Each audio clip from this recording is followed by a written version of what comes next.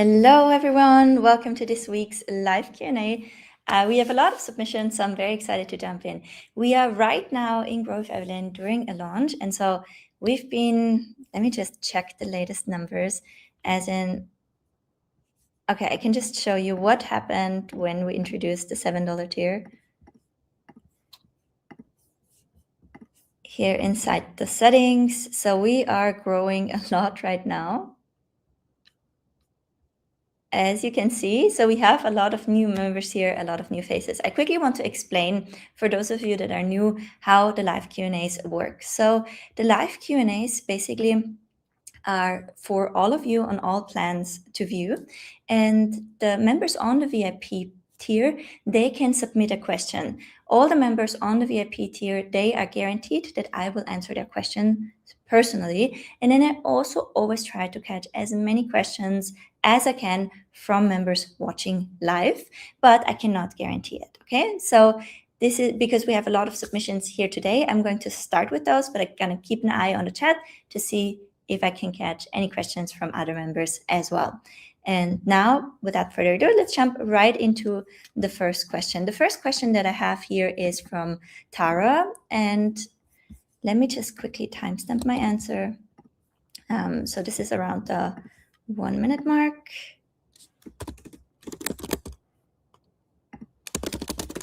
The 1 minute mark. Okay, so I just quickly also want to say we are live here.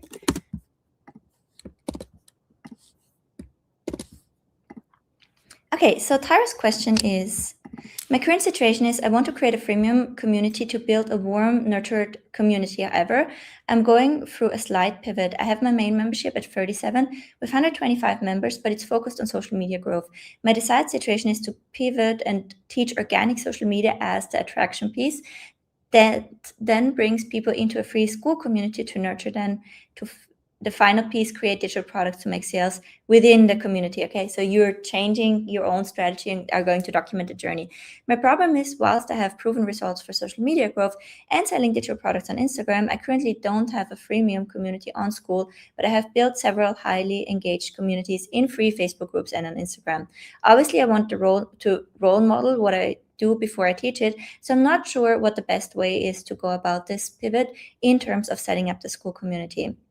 My question is, am I best to add a freemium to my current social media growth membership and test my strategies there first so that I can document the community building aspect on school? Or do I create a new freemium community and build this with them in real time? I'm just not sure how this would look or how to document it. If you suggest going the new community route, where am I best to start in your trainings? Really good questions. So from what I'm understanding is, you have a vision for how you want to reshape your current membership.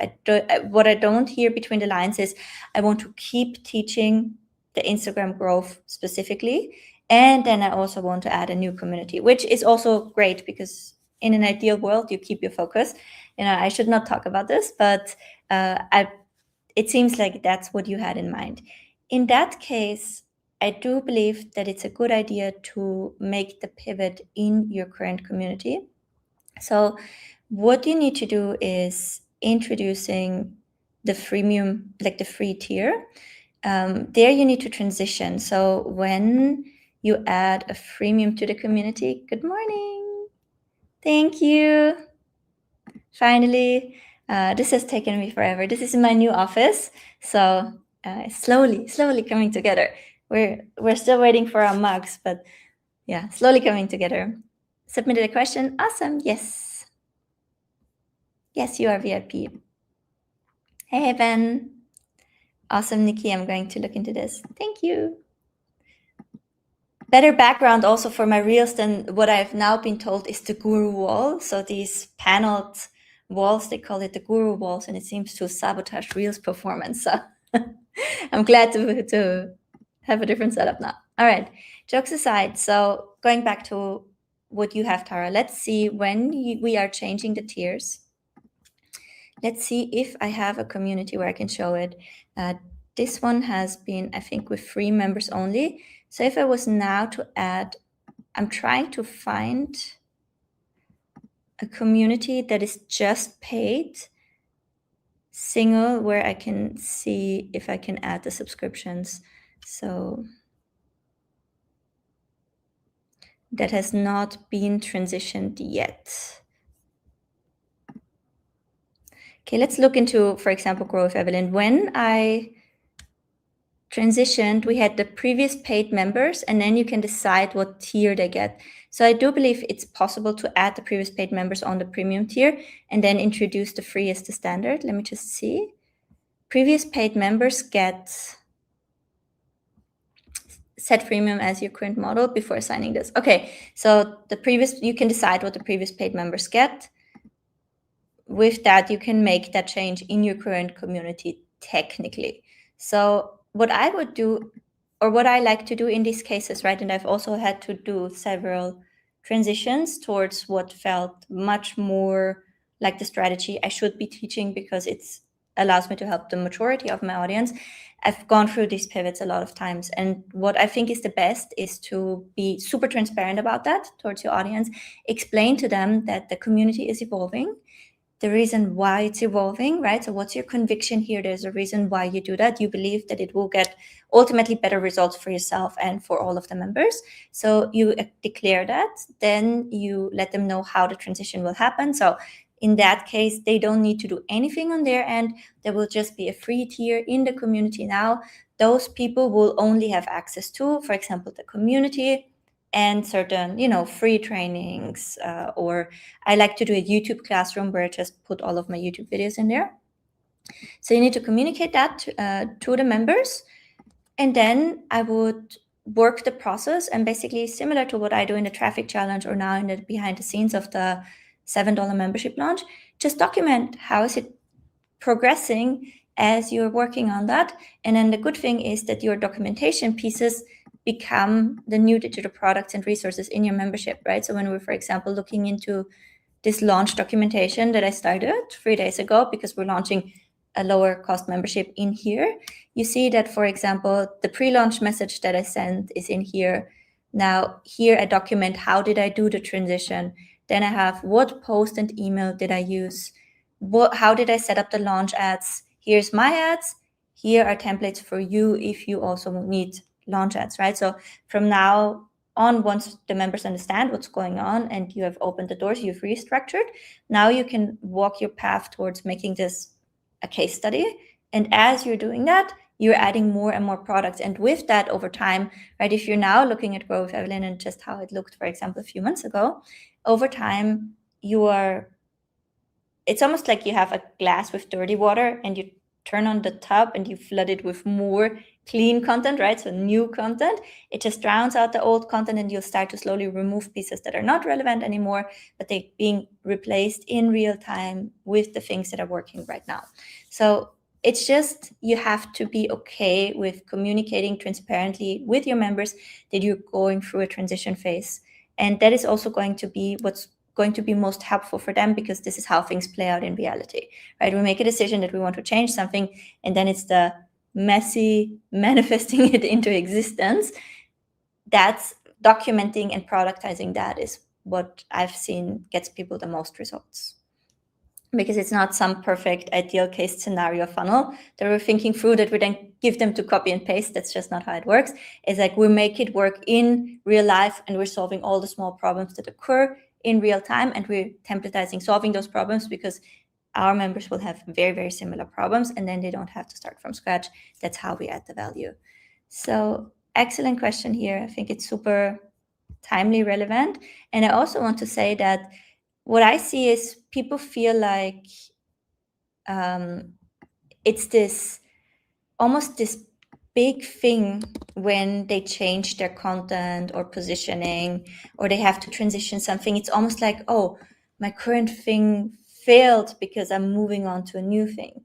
And I think school normalized this so beautifully for me, because when I came into the space and I saw basically how all of the big communities flow like rivers in real time towards what's working right now, right? So they're doing the work and just documenting the work, and it's like water going down a hill. It finds its way and it kind of shapes itself. That gave me so much permission to understand that I don't have to have the perfect system or figure all of these pieces out before I can pass something on, but that, what's more helpful for everyone is to just be super transparent about, I'm doing this right now, here's my goal, documenting the journey, here you have the byproduct of what I do, and your community will always shape in real time. I know Grow with Evelyn in a year from now will be very different from how it is right now. If you think alone how much school ads are changing right now, right? Oh, I'm not doing the same thing for school like I did a year ago. And it's just normal. That's just life. And it doesn't mean that anything was wrong about the thing that you did. It's just a natural evolution. And there's, you think like there's something wrong with it or you, it's just like that's what it looks like for most people that are doing it on a big scale successfully for a long time. You just have to have that level of flexibility. And it's just normalized to a point for them and their audience that they don't even think about it as a pivot anymore. I have found my members are so understanding about changes when I'm upfront that we are testing, experimenting, etc. This is very different to the old school course model, 100%. And I think I've seen on school some influencers that mostly have grown their audience because they have shown a lot of conviction, right? So a lot of certainty, a lot of like, this is the way to go, this is the way to be, this is who you should be as a person. And what happens is that immediately it becomes much more easier for you to sell. If you show up with a high level of certainty, people are always looking for a leader. We're all like children looking for an adult in the room and be like, what should we do? And the one that shows up with the most conviction, we're like, okay, this person seems like they know what they're doing. But the problem is that's long-term not sustainable because, again, that's not how life works. If I was the same person as I was with 30, I would be doing something wrong. So we always evolve as human beings, and conviction can help you in the beginning, but ultimately if you're like, this is the only way to go, this is perfect, this is exactly how it works, and then you have to change it because markets change, because you realize it doesn't work for everyone, then it's hard to go back on your conviction. Versus when you're like, we're trying to figure this out, let's see if this works, this year worked for me, not saying it will work for you, but it's worth a try. Better to do things than to just think about things, right? So that's ultimately a lot more sustainable. It's more fair towards your audience, and it also just feels better for yourself. And again, that's the model that I think a lot of people are living on school, because the community container is so flexible and it's so easy to adjust things. When I had my memberships on ClickFunnels, or in a communities on Facebook, it was so hard to move things around. Now with school, it's so easy, right, to give your community a facelift and to just change things violently around. All right, so I just want to make sure I'm not losing the flow. The next one that's submitted is Nikki, and I'm answering around the 13-minute mark.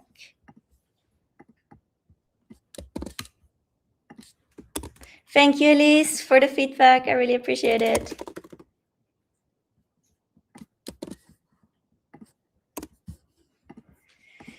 Nikki, my love, where are you now?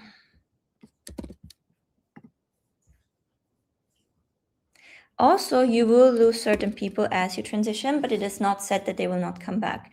In the launch now, 26% of people that join are renewals. So you will see as you make changes, like for example, me moving to school cost me to lose a lot of members, because a lot of members were reluctant to move from Facebook. They didn't have the trust in school. School wasn't a really big thing back then. When I played the first school games, Alex just started promoting it as well. So I did lose a part of my audience, but eventually if you keep walking your path and you always keep focusing on doing what's the best next thing for you and your audience, the right people will find their way back at the right point in time. So also kind of also being okay with losing members for now, because it might not be a good fit for now, so that you can meet the ones that are a good fit for now, but the other ones can also meet you in the right way later again. I think that's also something just to be normalizing and be okay with. Okay, so Nikki's question is, my current situation is the Facebook ad you asked me to set up is set for 48 hours with $15 a day, with no meta ad generation or related media. Please review. My question, what should I do next? It generated one-time purchase for $9 and nothing since. We are about halfway through the 48 hours. as of the 18th of June.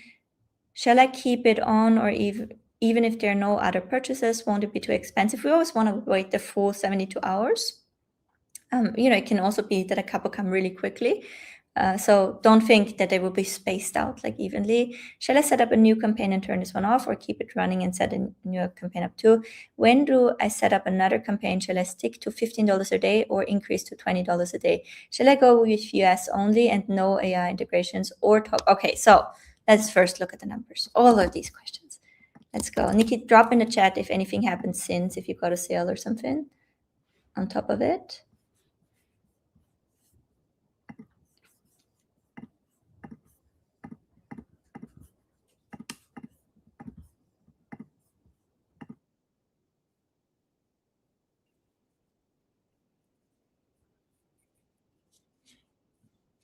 I don't see the purchase yet. Cost per click and click-through rates all look a lot more reasonable now.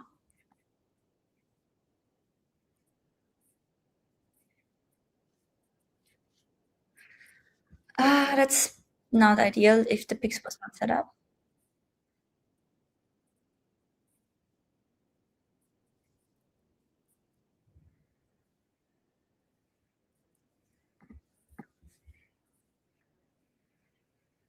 Just quickly seeing what's happening here. Okay.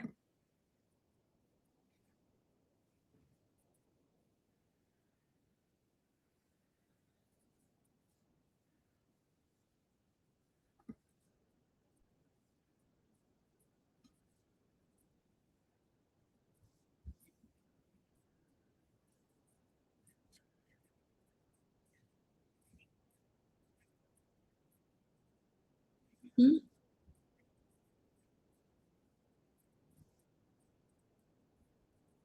Yeah, we won't. So, okay. First thing is we need to fix the pixel, right? Otherwise, Meta doesn't know who to send you next.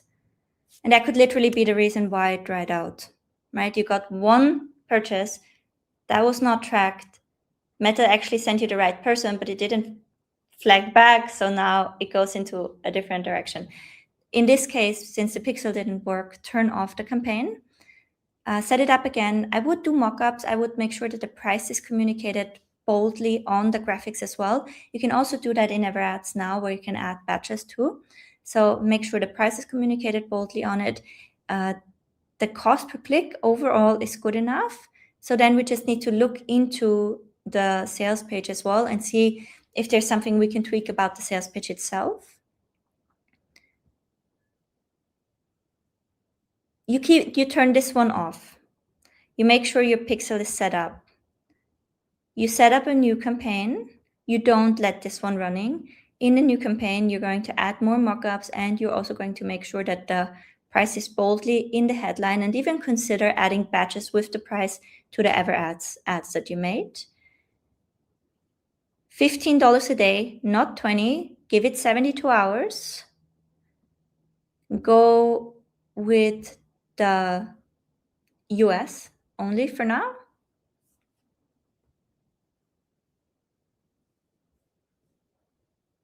And I think that's it. I would not add the YouTube video to the mix right now. What you can add is a walkthrough of exactly what they get.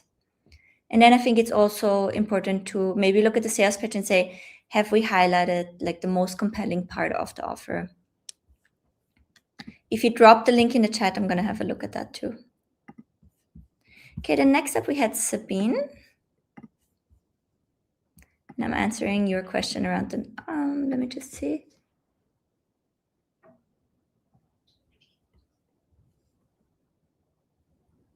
Okay, that's a good move. We see really great results from people turning on the free trial with Growth Boost.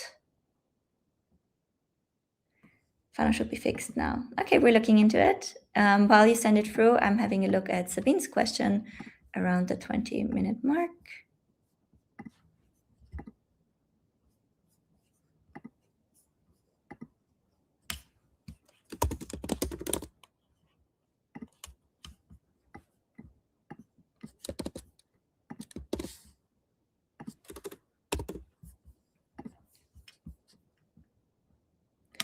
Okay, Sabine's question. Let's go.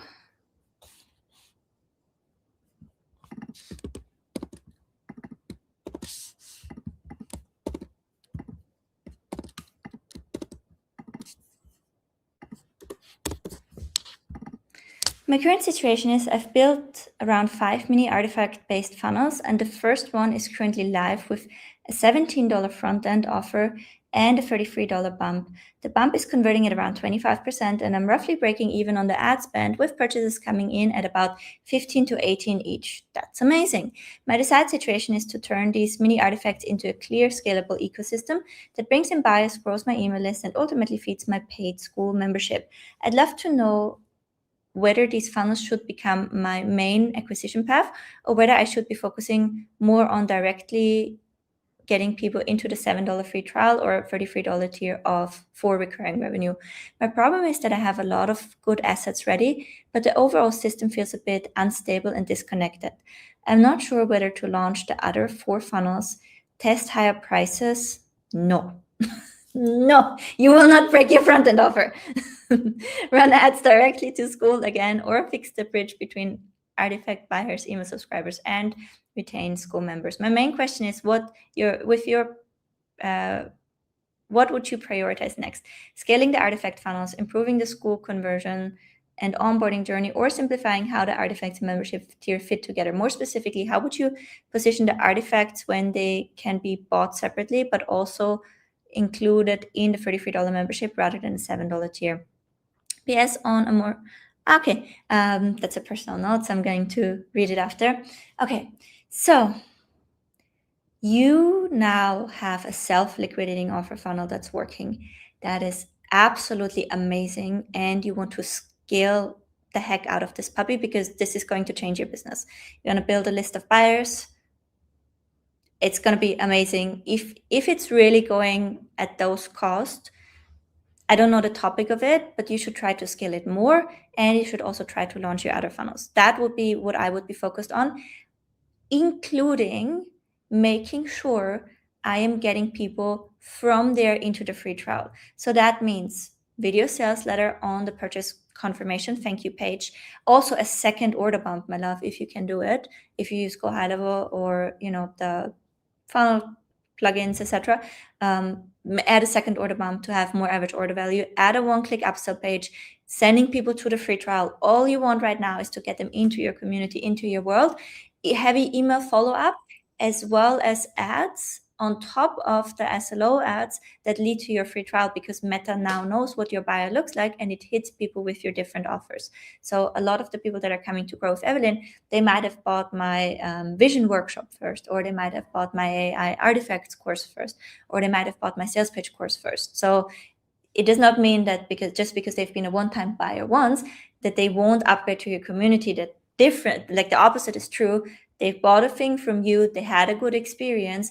Now you can retarget them with the free trial. They're already a lot warmer. They're basically buyers. So I would focus on that. I would not be too concerned about how it all fits together in the community and building the perfect system. Make the members come in, listen to what they want, and create that for them in real time. When you're looking for what content to create in the meantime, document how you're scaling those funnels, right? Document how you're launching the next one, how you're adding more creatives for this one, how you create the second order bump, how you create the upgrade page where you invite them to the community, how you write those emails to get them to convert from the one-time purchase, right? So all of that is fantastic content for your membership. And I would just run as fast as I can here. When you have mini offer funnel that breaks even, it can be a complete game changer. So you don't want to lose momentum on that whatsoever, okay? And especially not by raising the price on it. Do not add a constraint, right? This piece of the funnel is not broken. So you want to take good care of it. Yes, and people always say to me, Evelyn does so much, but I'm just really good at making it visible, right? So when I'm creating things, I always think about, should I be filming myself and yapping as I'm doing it? Is this something that, it's my creation and my waste, but can it be something valuable for someone else, right? The sawdust of my work as I'm thinking it through. Oh, I think I should be doing it like this because of that. That is literally valuable for people. How did you arrive to the conclusion? How do you think about this? How did you go about solving that problem? And then you have your solution. Now it's like, how can I turn this into a template for others as I've thought this through? And that way, you just get so much more mileage out of your work because you're working basically the same time. It's just 5 to 10% extra where you just hit the record button and then after think through and say, if somebody else would use it, how do I make it generally applicable? The thing is, my community, I have 503 members that don't engage. I'm tempted to remove them, start from scratch again. No, the social proof is amazing and it's good there. And you will see as you keep showing up with enthusiasm and you make progress and you gain momentum, a lot of these sleepyheads will wake up. And there's no point in purging them, robbing yourself of social proof. There is already an audience sitting, waiting for you with school's email blast function. You can re-engage them if the topic is interesting enough. And there's really something about somebody stubbornly walking their path towards a goal. Eventually people start watching and they start noticing as you start to make progress. It's so magnetic. Don't purge them. No need for that. Just, really double, triple down on what's working and let everyone know that you've got something that's working and that you're doubling and tripling down on it. Yes, do it. And I also have many today I'm put together because new office, new shirt. But there's many days where I'm not put together, so I just record with video off. You can make it also easy for yourself. It's okay.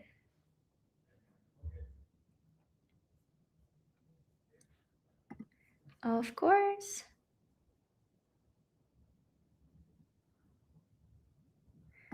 How do you wake them up if they have turned off email notifications, turned off notifications, including email broadcast?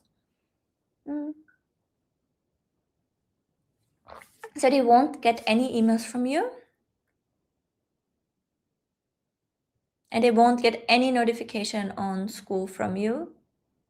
Then it's probably the best to re-reach them with your ads, because the way I run ads, I never exclude my community members, even if they already purchased, because I'm still always in the game of selling the work to people, right? Doing the work is not fun. So I'm still always in the process of selling the work to people. So I make sure that my ads, with all of the new offers I create as byproduct from my work, right? And to make this super tangible for you, right? So I set up and ran launch ads for myself, where I also document the numbers and everything. And I turned it into templates. And this is literally also now running as an ad. So members are seeing this, the ones that haven't engaged in a while, and they come back. And I would just do the same thing for you. You just have to use your work, not only internally, but also put it to the front, right? That's the power of doing it in this way, because you can triple dip, right? You created it for yourself, you have content for your membership, but now you also have something to advertise on the front end because you've made it tangible. And that's where you can also re-reach them. So that's the best way. Also post on YouTube, post on social media. A lot of my members, they see a reel on Instagram and then they're like, is this in the community? So I'm like, yeah, come back, let's do the work. So you just have to be visible for them as well.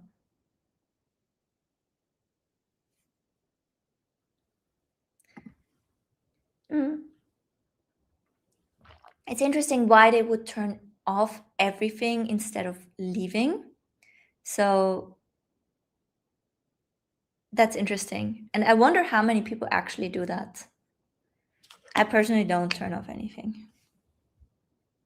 Also, being present in schoolers, be present in other communities where you share from your progress in a way that's valuable to the space.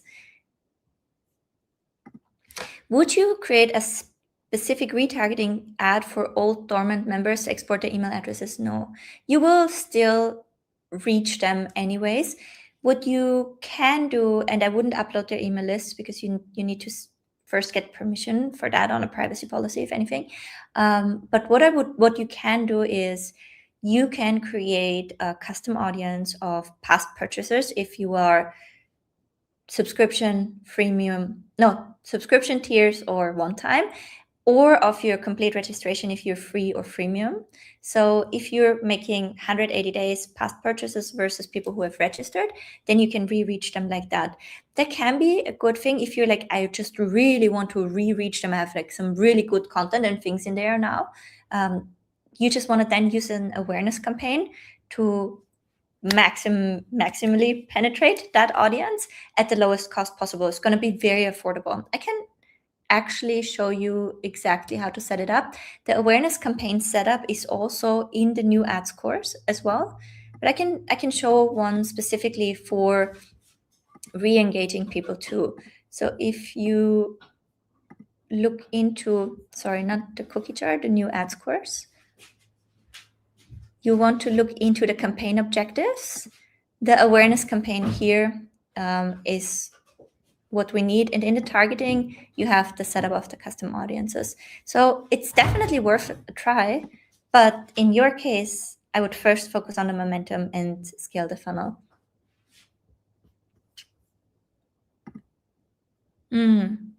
I found a lot of school group owners do that. In that case, it might really, really be worth to test that re-engagement campaign for sure.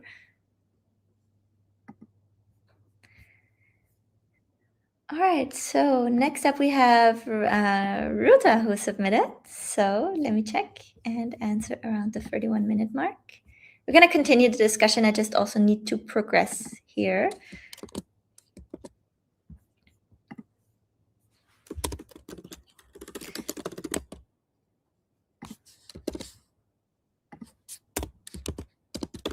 So that all the VIP members get their answer.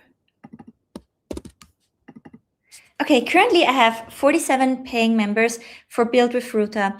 1, please critique my about page, cover, and pricing. 2, my main problem is free trial conversion rate is 13%, attracting a lot of freebie seekers, fake cards with insufficient balance. Retention is 80%.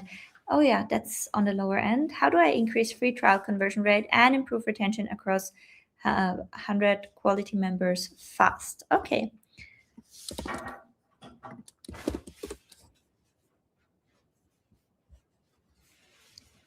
So we have your community here. Master digital product sales with AI, 7-day free trial. What's great is that you're calling out the audience on here, that it's clear that it's with AI and that we have the 7-day free trial. So I do think this cover image works great. What I would recommend everybody who has already set up their ad account, run the first ad, right? And if not, get there ASAP, following the steps in Growth Evelyn, how you set up the ecosystem, etc. What you can do so quickly is to make different variations of this about page banner and test them against each other, right? So for example, I updated my about page banner yesterday, and I can download the different versions in Canva, right? So we have this version, and then we have this version, and then we have the old version, and let's make one more version. And by the way, everybody says with Andromeda, oh yeah, small variations like just the background changes, they will not do anything. They will not do anything on scale. But if you just want to validate what gets more clicks and what will perform better from that perspective, definitely still test colors. Like that still is a thing. So I just want to show you how to quickly set it up. Make different variations of your about page banner, right? And they can be colors. It can also be that we're changing, for example, what Evelyn looks like on this. So let me see if I have any other ad quickly, or any other image of myself quickly.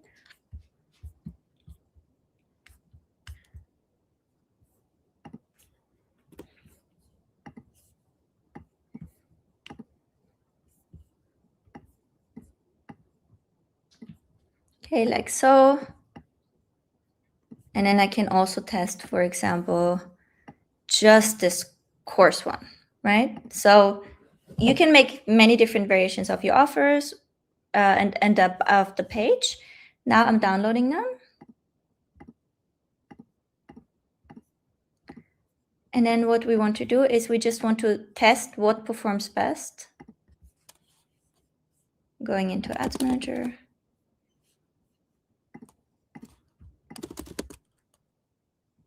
And we need a clean setup here. So we need to remove as many variables as possible. You want to use only the country where you have the most customers. Sales campaign.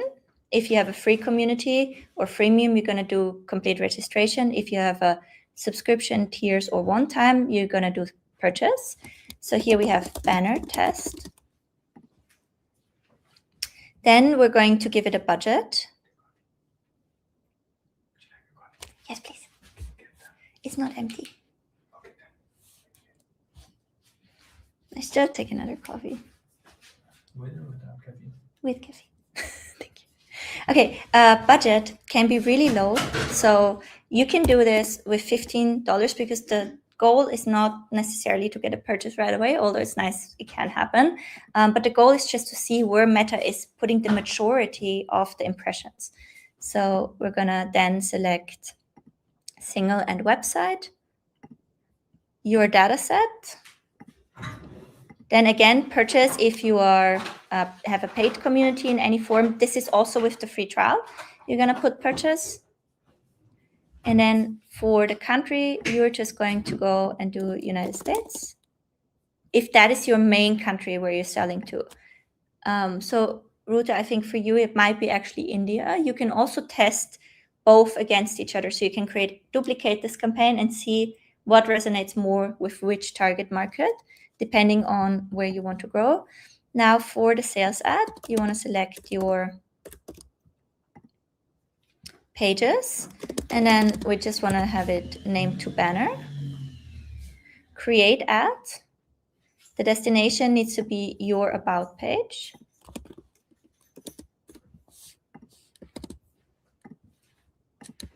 Like so.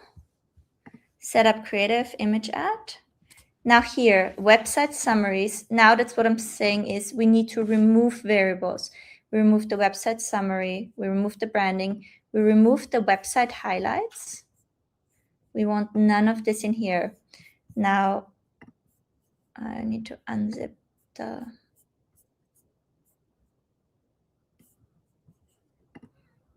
where I downloaded it.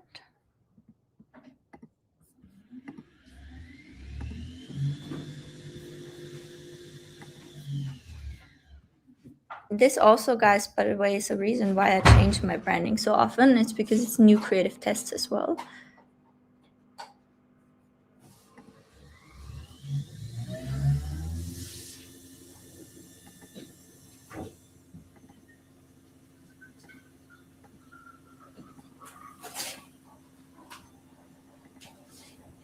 Okay. Now we're uploading them, but we're only taking one at a time.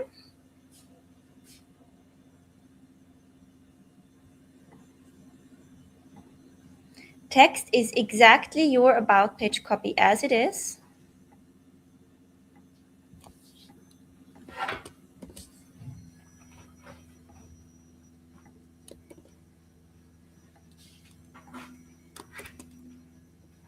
This is one to split test later. So once you have your best about page banner, you're going to do the same thing again, but now you're just going to test different about page copies. So we're going to look at that in a second.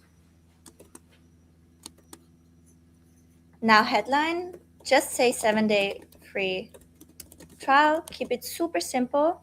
And now here, although these are good, we need to uncheck them because again, we want to remove variables. Okay. No image generation, no video generation, no enhancements, no translations.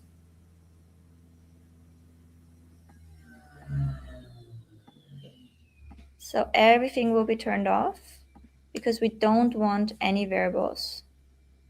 Okay. Next.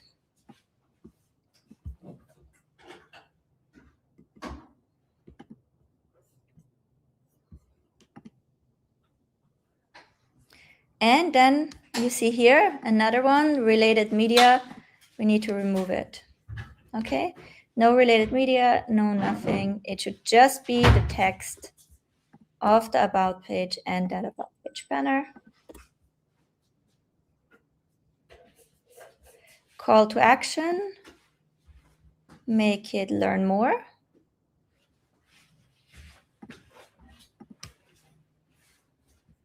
And now you can publish it.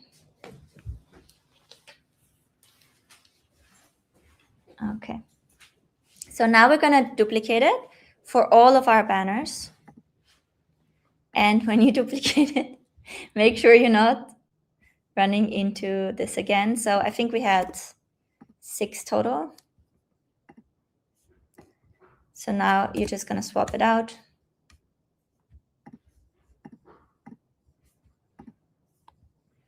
And add the next one. And then you can already leave it here. Don't have to click all the way through because the settings are saved from the first one.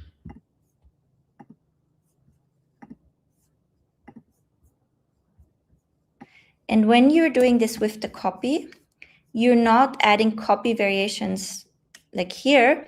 You make one ad per different copy that you test.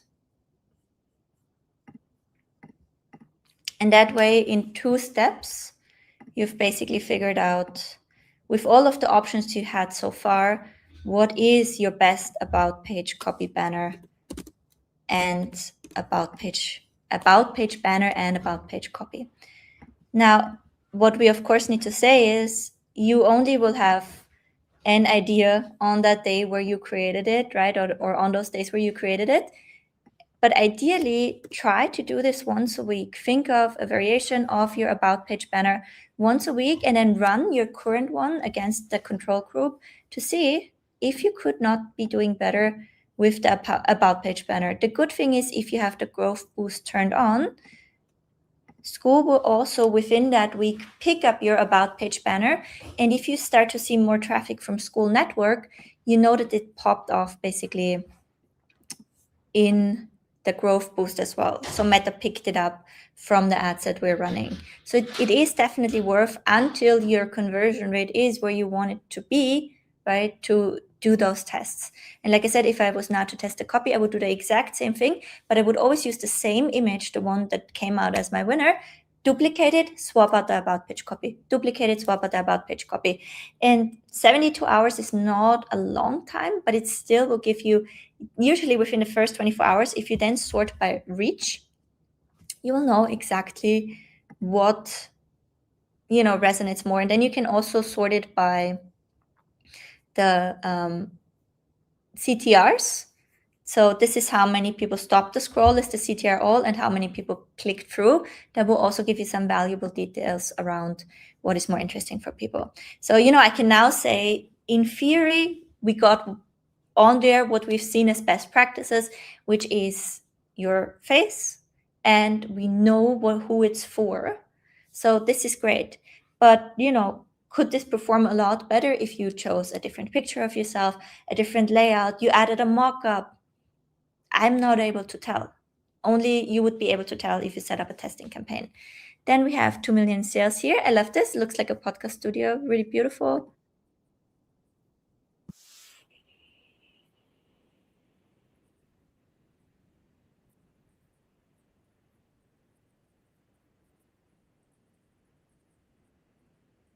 Very cool. I would love to see how this does as an ad as well.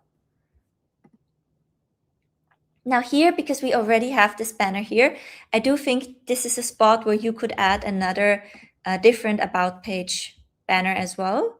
So again, I've added a lot of them in the classrooms based on what's happening on the trending right now. And also, guys, trending is what has the most product to market fit. You need to understand this, okay? When you go to school, the new trending algorithm, it also tells you what is selling to cold traffic. Okay, so come here, sort by paid and free trial. I think they both do the same. So you can, because I have the free trial and I'm on, you see what's currently working the best when it comes to signups to cold traffic as well. So you can look at those pages and you can see, okay, what are they doing here? How are they using the space, right? And the templates that I gave you, they are based on what are they doing to get the most out of the space.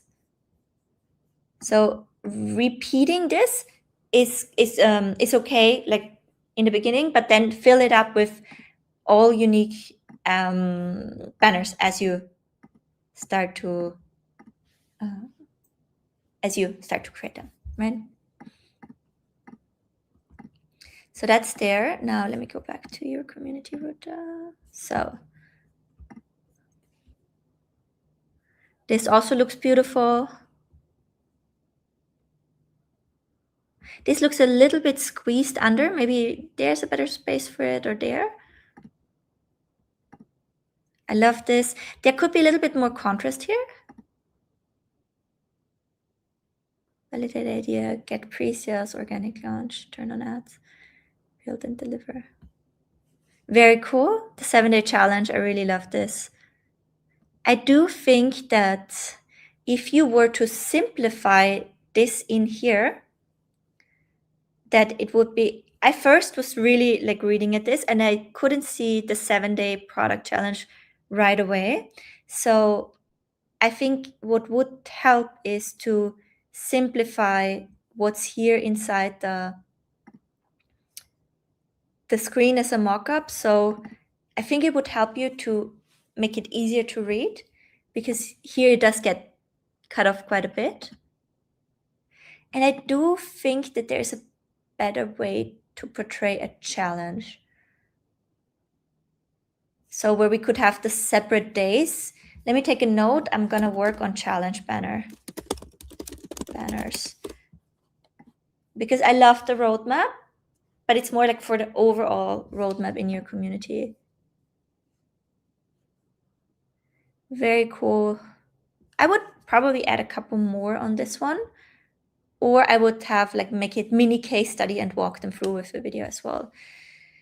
If you want to grow your digital product, school community, or land high-end clients based on your personal brand, then you'll get all the offer, strategy, content, and resources based on my 2 million frameworks. What's inside? Complete digital product challenge, visibility, meta ads process, weekly calls. Okay, yes, this is great. So this is absolutely there. I think the most lever you can now have from testing the video sales letter and the banner first, and then testing copy variations. When you test copy variations, you can use these. Let me show you where to find them in Grow with Evelyn. I'm actually also redesigning them.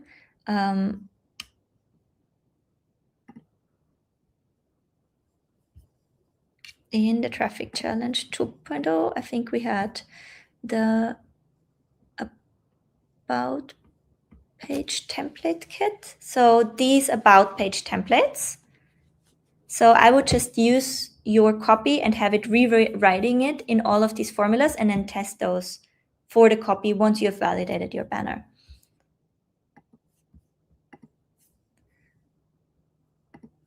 All right, so let me see.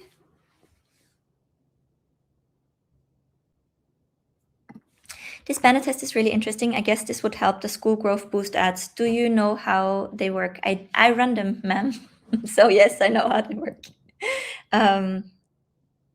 What your best thing to do is to focus on the packaging, and you can focus on the packaging by really looking at discovery and seeing what works.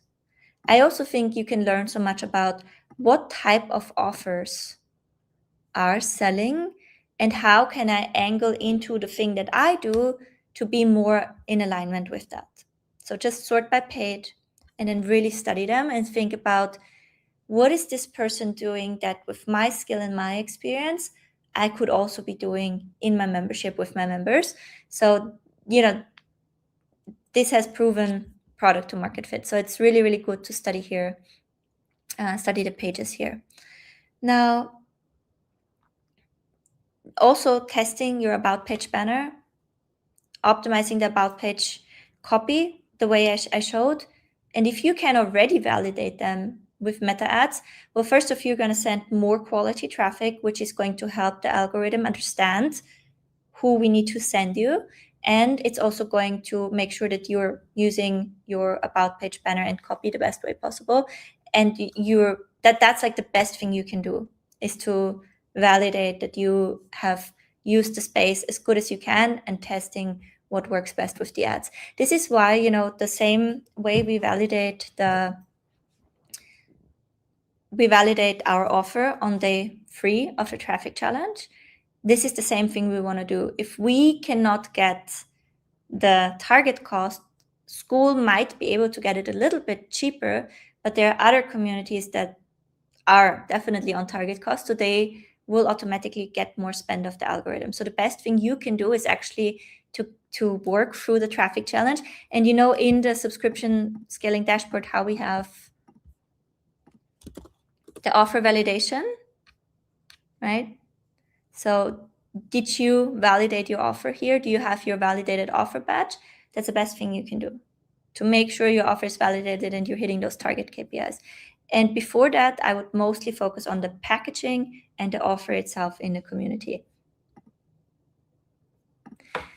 We'll do and report back. How do I improve the free trial conversion rate and improve the retention? Any insight? So I find that what helps with the trial conversion is just to be really present and connect with those members early, and then respond to the things that they need, and to also always have new content coming, showing you doing the work, like it being really, I think a lot of school communities, when you join them, you only have one opportunity to make a first impression when somebody joins the community. So ideally they land on the page and there's a lot of things that are interesting for them, right? So in an ideal world, we have a pinned member win at all times. We have something going on always here. We have wins in the community. We have people that are sharing questions. We see that the host is present. I think really focusing on making that experience exciting through how you document and show up, that's the best for the trial conversion rate itself. I've tested different on, if you're staying after this happens, etc. It does not really impact the trial conversion rate. So it's more the momentum and the how they feel when they first get into the community. They really should feel like, I'm getting tremendous value. I know exactly what to do. Obviously, having a challenge really, really helps. You do have a challenge. So I think it is worth to try and see if you can funnel new people into the challenge as quickly as possible too. So I think that helps.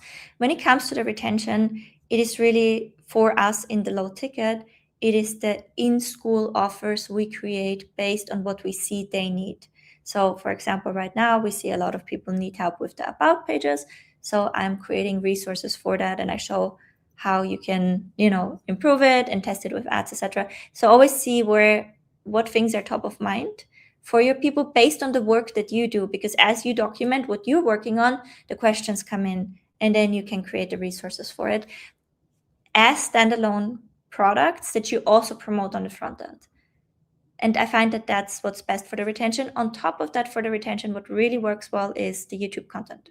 So you creating YouTube content, sharing it back into the community, that also makes a huge difference for the retention.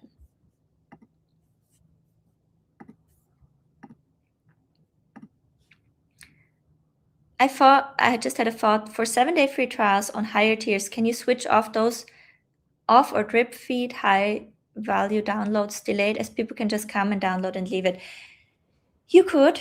I don't do it because I find that, and I've talked about this, I think, many times in the past too. What do you imply about what you think about them? Right? You basically, if you said this, what you're saying is, I think most of you are just stuff, like people here to grab stuff, and I'm gonna make sure you cannot take from me. That's not a nice way to start a relationship, is it? Right? So yes, there will be people that do that. and I'm gladly having them taking from me, because really, what are they taking from me? A download I created once, that does it cost me time, money, emotions only if I make it? So if they download it, no, it literally physically does not take anything from me if there is a person who just comes in and grabs stuff and they're off. Okay, this does not hurt me at all. But if I was setting that and coming from that mindset of, I don't want anyone to take this thing from me, which literally is not taking from me, I would basically imply to all of the other people who are, the majority, I would imply, I don't trust you. I don't trust you to not take the better of me. And I'm thinking about this actively. How can I make sure you're not getting too much from me? I don't even think like that. I just think I just want to provide as much value as possible to as many people as possible, and however it is currently accessible for them. If they got it on YouTube, fine. If they found it in a community post, that's fine. If they joined with the free trial and they downloaded everything, that's fine. It does not cost me more, but it allows me to provide great value to the market, and I'm getting rewarded for it disproportionately, not directly. So I have no problem whatsoever. I also don't have any problem when somebody comes in. That's another discussion. A lot of people are like, oh, but when I change from the free to the paid, and then there are people in the paid community that never paid anything. Yes, but they help you be in the community. So I would not do this. I would really think about how you're thinking about this, and what it does as setting the tone for the relationship. Just focus on making the experience and all of the things you do as valuable as possible for as many people as possible, and I guarantee you, you will be paid. I guarantee you. Don't ever even think about it. It will happen, and opportunities will come that you've never thought about, because you know what, people in really high places, they really also care about where your heart and mind is at.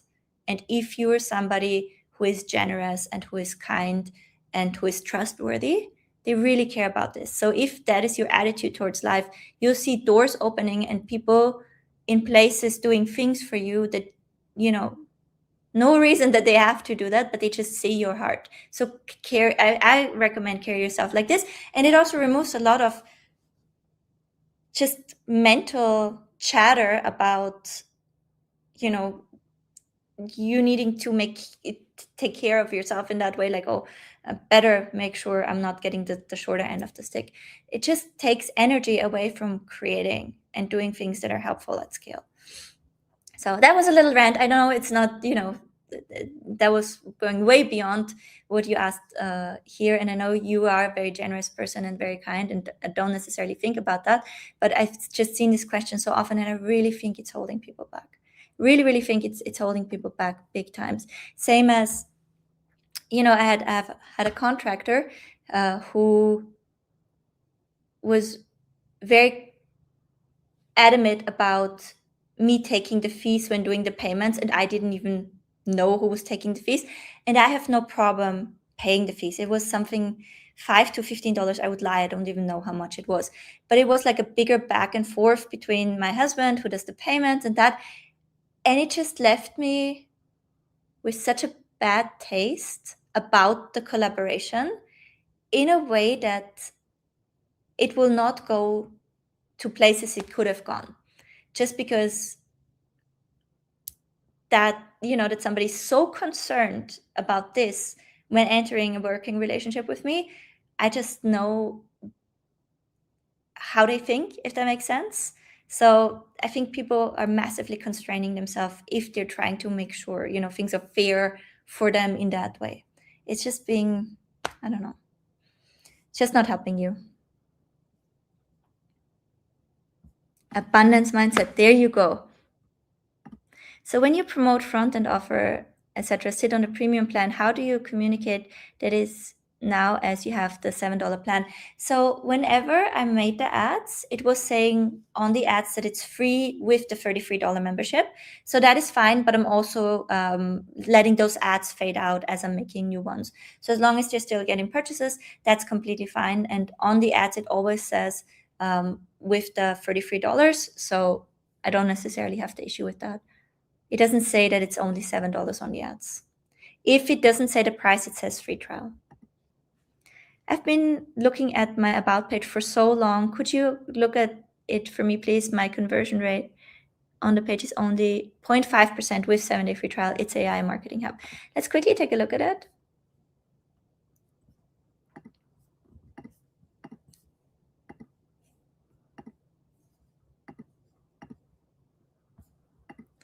AI Marketing Hub, right? You said.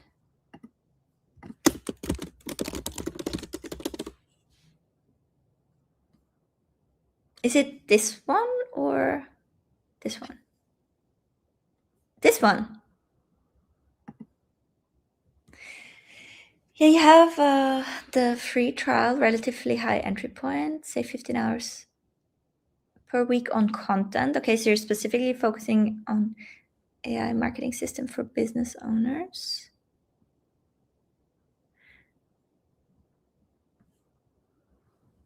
I would here start with who it's for.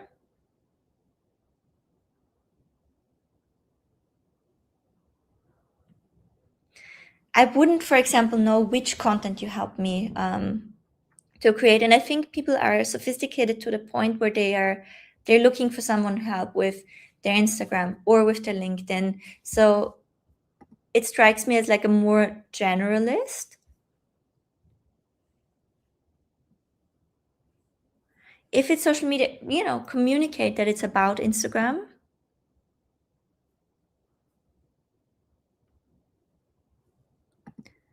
And then also, what people really care about when it comes to social media is virality, how many views, how many followers, etc. And so they would probably like look at you and be like, okay, what are your results from the content?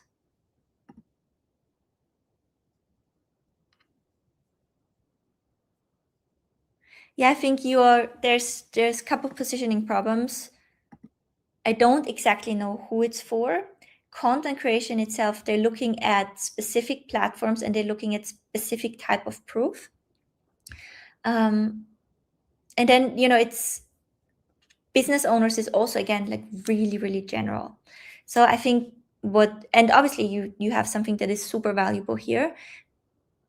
And we want to look into making sure we're zooming it in on the type of avatar that you can help best with, and we're positioning it in the way where you have the most credibility, right? So maybe you have helped a specific business owner automate that, and this is what they were doing before and the results they were doing before and after they had this, right? So this is a place where people will really look for a lot of vanity and a lot of proof.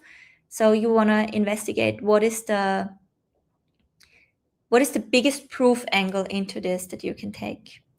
And that's from where I would basically look into the membership.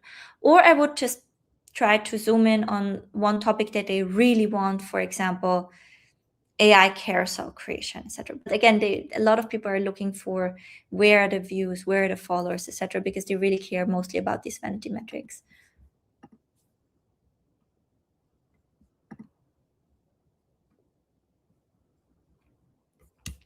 Okay, so I'm gonna get back to a pre-submitted question here. And I'm answering around the 1 hour and 3 minute mark. Let me just close a few things. So I think you mostly have a positioning challenge here. There's probably like smaller solutions in there that you can put as offers to sell as well. But I think right now it's like a general doctor, not a plastic surgeon, right? And so you would want to be like, what is your plastic surgeon type of area? And not even just plastic surgeon, is like you want to be the best for, getting rid of the eyelids, the I don't know what it's called, hooded eyes. Right. So because it is AI is so growing and so booming, there's so much demand. So the best way to find your place is to niche on something. If you just look at the trending and you study what's working there, you will see that a lot of people find their thing when they zoom in on Claude, right? So AI a lot is AI video creation. So where you make your UGC creators, your avatars. Again, and there you have to find your unique angle, because there's now a lot of like video creators on school. Some is like, so you can make ads for e-commerce. Some is you can make your own AI influencer. So there's different kind of angles into it. And what is happening is the market is so sophisticated and there's so much demand that all of these sub niches are popping up. And you want to be really well positioned in a sub niche, not just AI content generation. It's like really, really broad. So that's why it feels, generic and not sure exactly how and who it's going to help. Claude Code, right? Really, really clear. Everything Claude Code. Then we have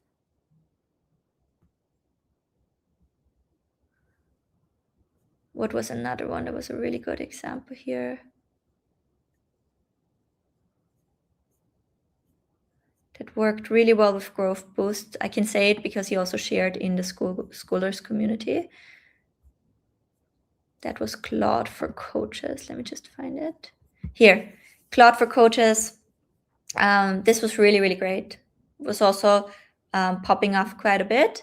So it's like Claude specifically at the moment, and like the niche. Claude for content creation again would be a little bit generic. So I think you want to think about what's the specific avatar and what problem specifically where you also have the most proof.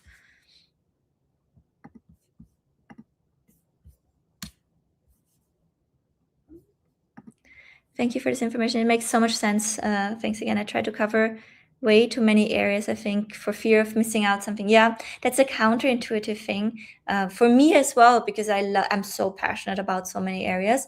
But for me, when I logged in on the ads piece, for example, you see, because it's clearer for people, right? And then, or the traffic piece was for me huge when it just said, okay, let me just focus on talking mostly about traffic. It became way easier to sell. And you probably also, when I got started in this industry, the one thing that I was able to do was I was able to grow a Facebook group with quality leads with cheap ads. So there was just this one thing I had figured out. There's probably this one thing you have figured out that a lot of people struggle with. And with a low ticket community, you could just zoom in on that. You can just use the smallest cool solution possible you found to angle in and to expand your expertise from there. One example that I did in the AI space that gave me a lot of momentum, I actually made 2 offers that both convert really well. One is my AI Artifacts Kickstart course, where I show how to use AI Claude in chat artifacts to create digital products, freebies in school and mini offers. So that's hyper niche if you think about it. It's for a specific type of digital offer, only Claude chat artifacts. So that was the first one that gave me a ton of momentum. And then the second one was the sales page kit. So it's again just how you can create a sales page and with Claude chat in the artifacts. So these are hyper specific mini solutions. And I'm by far not the biggest AI expert, right? So there's people out there that are so much more wizards than I am. But this was niche enough and it paired well enough with the proof I had around sales pages and offer creation that I could position myself really well with it. And it actually gave me a lot more traction in the AI space. That is, you're competing against the best here, because this is the new drop shipping and social media marketing agency. Like everybody wants to get into this now in info. So you really have to find your space and then pond leap out from a really good offer.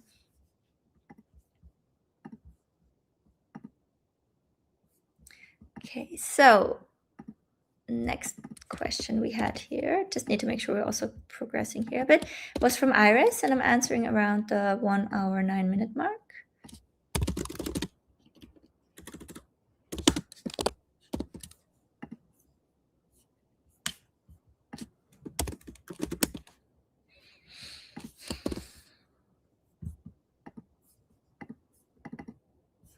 Okay, my recent campaign is not profitable. I've been spending $15 a day with $15 a day for testing campaigns as well. The sales numbers in Ads Manager are wrong. I only had 10 sales. Here are my number from Ads Manager, and this is my profitability tracker.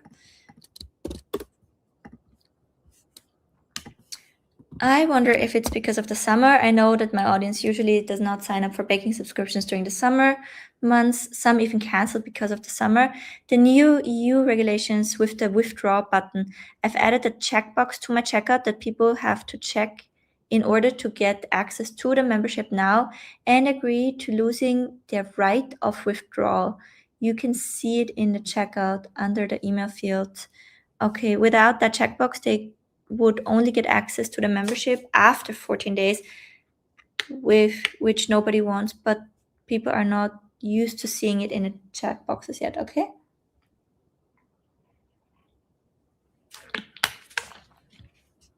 Let's see what it looks like.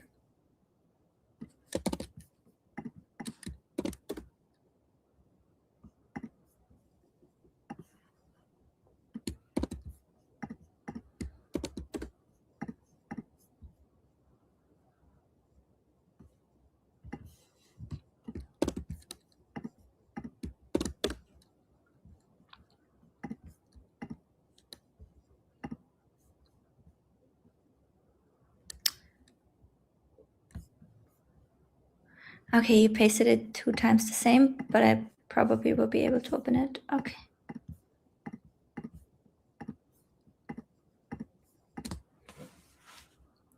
Okay, purchases over-reporting is also a problem because Meta thinks you are doing much better than you actually do. So we need to get on top of why it's over-reporting so much. That's one thing we have to fix. Now we're not profitable, like you said, and sales are not coming in every day. Okay, so I would pause the current campaigns and I would set up testing campaigns again as soon as you've looked into the tracking and why it might over-report.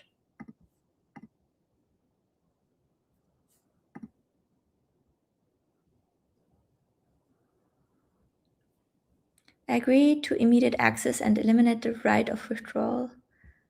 Applies, and my right to terminate the contract remains valid. Okay. I waive my right of withdrawal and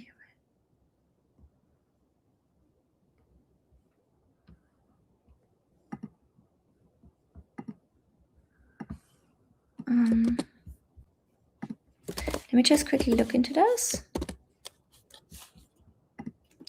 Right of withdrawal needed to give immediate access to memberships and digital products. Let me just quickly research here a little bit. You generally must keep the statutory 14-day rights of withdrawal, but for immediate accessible digital products and membership, you can have users explicitly agree to immediate access and acknowledge that they lose the right. In the EU, consumers usually have. Do we have to do that? Could we not still give them a 14-day refund?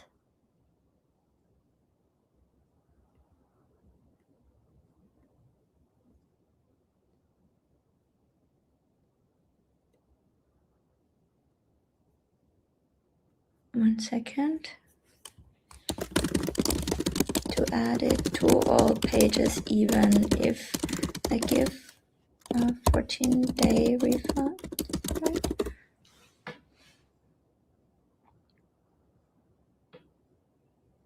If you genuinely offer a no questions asked 14-day refund anyway, you don't need to show the I waive my right to withdraw clause everywhere, but you still must properly inform about the withdrawal at least once in a clear, compliant way. Adding the waiver text is generally necessary. Okay, I understand.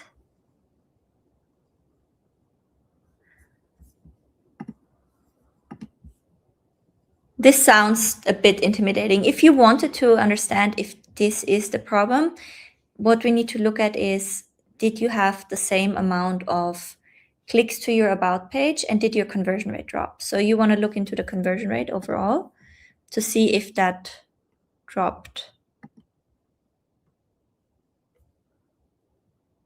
And if it dropped, then we know that it has something to do with it, then we want to look more closely into it and maybe also explaining it a little bit more on the checkout. So right now for you, there's 2 tasks. The first one is to turn off the campaigns and then see why they're over-reporting. So making sure you understand where the over-reporting is coming from and fixing that. And then I would also look into the conversion rate. If the conversion rate dropped, let's take a closer look at how we need to communicate this and if there's anything we can do to make it better from a conversion rate perspective. And then I would test new ads to the membership. Another thing to consider is, are there some summer specific recipes or offers that we can promote right now? Maybe like a summer, like easy summer bakes workshop, or, I don't know if you do anything with ice cream, something like that. Not sure if there's anything, or if we can plan for a summer sale. That would be another idea. So I think I would probably look into, is there anything I can create that's specifically for summer, maybe some workshop, or is there a summer sale I could run right now to get a few more people in?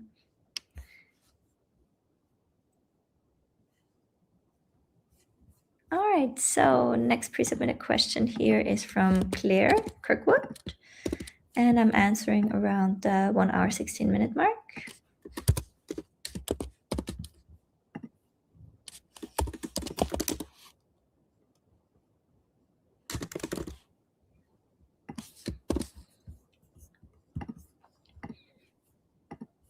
Claire's question is, I've been here a while but have not launched yet and would love your eyes and opinion on what I have created. My current situation is I've built a 12 mission identity transformation membership called 24H Argol, the 24-hour game of life, with a Wix website, a YouTube channel, 5 email nurture email sequence, and a school community that has a free level with free foundational classrooms, free for the first 100 members, and then possibly $8 a month, and a paid level at $15 per month, giving access to all 12 missions. Everything is built and connected, but I'm only just starting to think traffic and get members in. My desired situation is I want to grow a thriving membership and community where people are actively running their missions, getting real results, and the $15 per month income is scaling consistently. Longer term, I want 24H or Edge Scroll to be a recognized identity transformation system that stands out from traditional personal development. My problem is I've spent most of my time building the systems and I'm not sure where to focus my energy now that it's ready for members, whether that is growing my YouTube audience to get free members or something else entirely. I also wonder if $15 per month is the right price for what I have created. My question is, given where I am right now, what would be your focus for getting members consistently coming in? And do you think my pricing reflects the value of what I've built? Here's a breakdown of my systems and pages in school. Very cool, very unique. I do in general recommend to focus on getting audience and beta testers in as early as possible so you can really build with them. Sometimes the problem can be that we can engineer aside the market.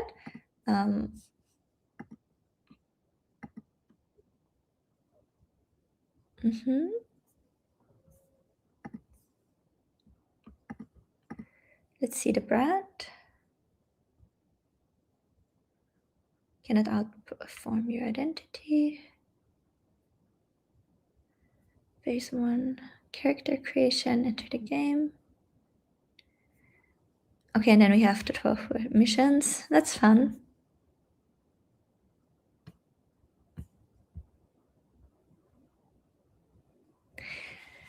Okay, so you want to send them through a website and then into the free school community. So I assume you would have a freemium community in that case. Okay, very cool.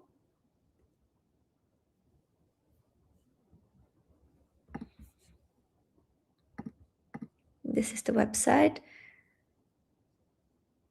I would try to get a custom domain, ideally.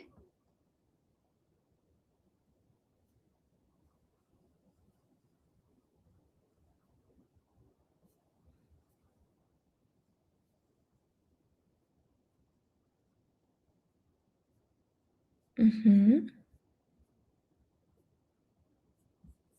Got it. Emails.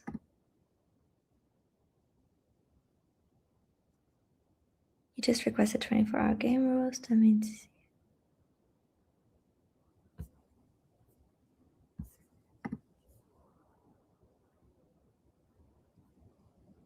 Okay, I understand. And then we have the school community itself.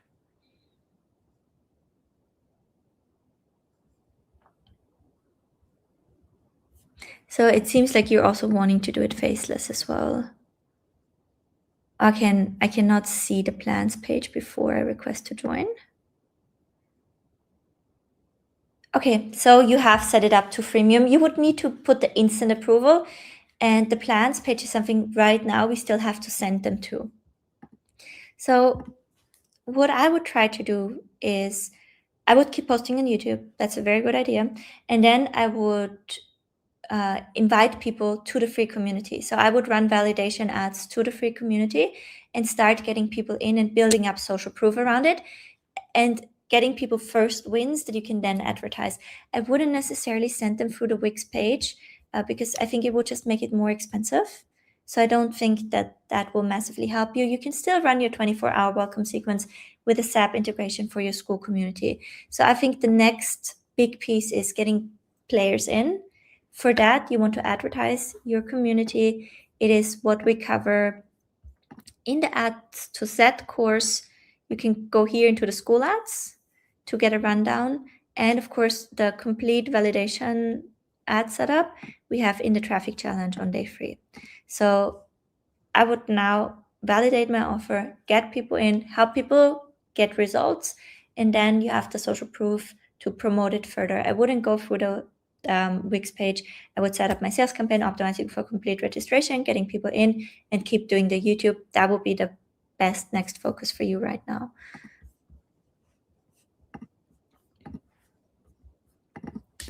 Okay, a couple more here, and then I can. So next one I answer at the 1 hour, 22 minute mark. And this is Mercedes.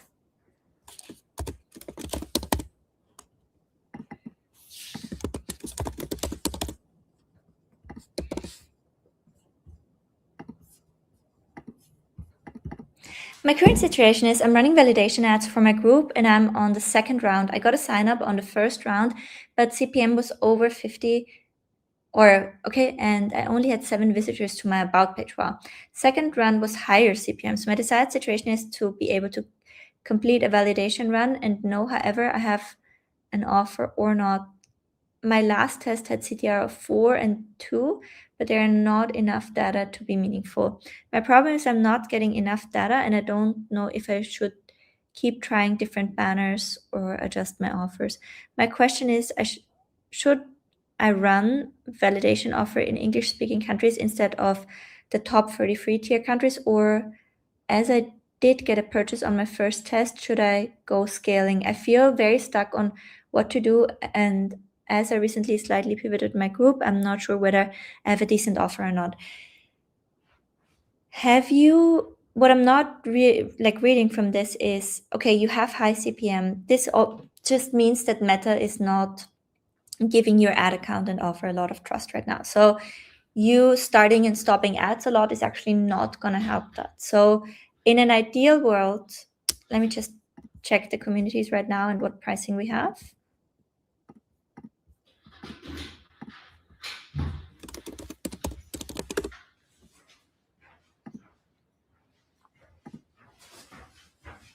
Okay. I'm still on the call. Yeah.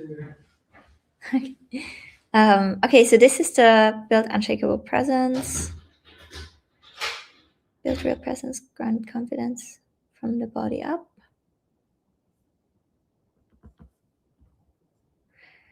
You have the $7. Okay, the first quick win to do would be to turn on the 7-day free trial.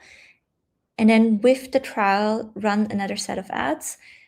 You can go with a low daily budget, go with $10 a day, right? So it can be 1 to 3 times the price of the front-end offer, and just give it a full week. Just give it a little bit longer, or 5 days, right? So just give it a little bit longer so that we have more data coming in. You can test different about page banners, just like I shared earlier in the Q&A. And also, what we always want to do, right, for our validation ad, it's the Loom, it's the mockup, it's the about page banner, and test different versions of the about page banner. That's what I would do now. There's no way around trying to get the data than just running the ad and really trying to get the data. So I think prepare some creatives, share them with the community for feedback before you launch the ad, and then launch the ad again. $10, give it 5 days, and then come back with the numbers, test setting up the free trial as well. Okay? And that's the next step I would focus on, because everything else for us is just guessing.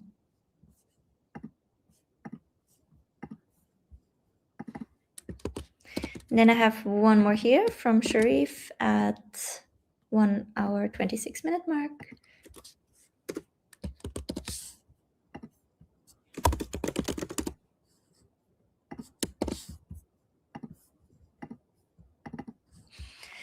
My situation is I have a free mini course repurposed from an automated webinar that I used to convert. We'll host it in a free school community. It's not a traditional community, but really a mini course of several videos with a CTA at the end to join my separate $97 container. My problem is that I have signups for a decent price, but not enough people are converting to paid.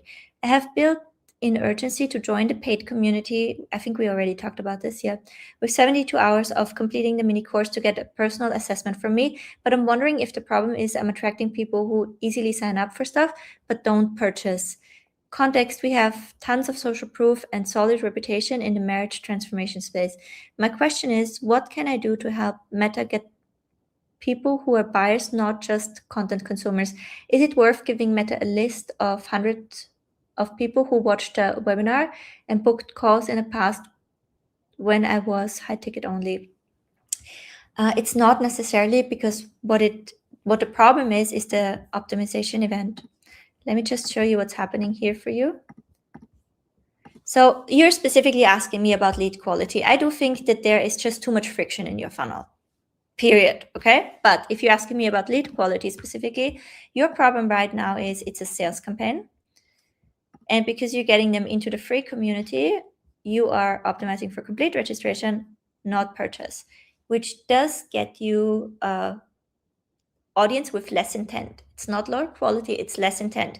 So you have less intent, you're advertising the free offer. I don't know how much qualification you're adding to the free offer, right? So if you're already baking in, hey, this is a free course for couples who are looking to get, help with their marriage from professionals, right? This is based on our paid offer, etc. So you want to make sure that you are already repelling people on the ad copy that are not a good fit, right? And with that, you're gonna get higher cost per sign up, but you're gonna get better signups, and you're gonna get higher quality people.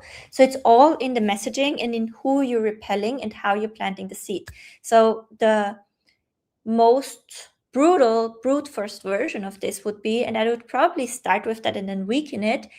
Hey, we are super experienced marriage expert. We have a track record of X, Y, Z. It's crazy. We have decided to do something that is ridiculous, which is to give all people free access to this course. But here's the deal. This is super valuable. We're only giving you 72 hours to go through the course because something has to change in your marriage. After that, we're kicking you out. And if you then need help with that, we're going to make you an offer, right? So that will be like the most brutal version of it. But what will happen is your cost will go up, but over time, you'll still have people signing up. They come in with a completely different mindset, and Meta finds you more and more and more and more and more of those people that are okay with the deal. So it's all about proper contracting from the ad already, right? And like I said, I said it in the most extreme way, where you're repelling everyone who's not ready to be pitched, right? But you can literally set it up like that, and then we can soften it. So I would look at the ad and I would say, how am I actually baiting and switching them in? Where am I starting the whole relationship, calling people out that are not a good fit already? And how can I change this? It's probably to say, hey, we're like the best in this space. We have done this and that. This is our results now. We've decided to do something crazy. We're going to give it away for free. But the deal is you have to take action, because if you don't change anything, nothing changes. This is why you only have 72 hours in there.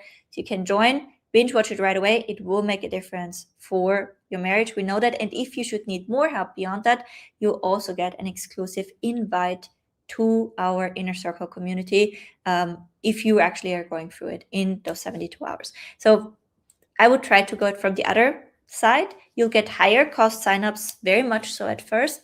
Over time, the cost will go down and you'll get a higher quality lead. So I think it's a lot in the friction that you have, but we can also play with that and make it a good thing. That will probably be the next hypothesis that I would test. All right, so next up I have three more, so I can catch a few questions here from the chat. Hi, Mark. My issue is that I have oh, okay, Sabine, we already chatted. Hi, Lara. Hi, Adriana. I do high ticket Amazon FBA mentoring offer. 5K when people join my free community, they sort of just ghost. How do I fix this? I have a welcome email flow and a DM automation. VAs messaging them. First thing I would do is personally message them, right? And I would look into what is that experience in my free community. Best people to learn from, hands down. If this is your type of business, right, which is the high ticket, the best person to learn from is Kirby and Aiden. There's no better people on the platform. I think they just changed their community to be $1. Let me see.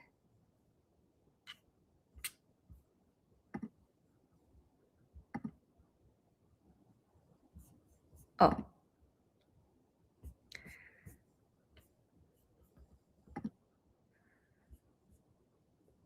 Yeah. So this is the best people to learn from if you want to learn how to upgrade people from a free funnel to a high ticket. Join as a member, go through their training, watch exactly how they do it as well to you as you're coming into the community.